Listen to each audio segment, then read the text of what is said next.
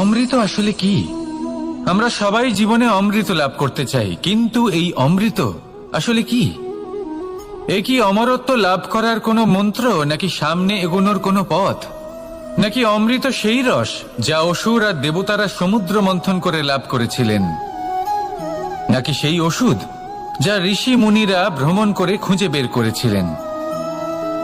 অমৃত যদি কিছু হয় তাহলে তা হলো আশা। কখনো কোনো মাতাকে দেখুন, উনি নিজের সন্তানকে কত আগলে রাখেন, তার যত্ন নেন, তার পালন পোষণ করেন, এই আশা নিয়ে যে পরবর্তী জীবনে এই সন্তান খুব বড় কিছু করবে, ওনাদের খুব ভালোবাসবে। এবার আগামী দিনে কি হতে চলেছে তা আমরা জানি না, পর মুহূর্তে কি হতে চলেছে তা আমরা জানি না, আগামী মুহূর্তে আপনি জীবিত থাকবেন কিনা সেটাও আমরা জানি না, কিন্তু আমরা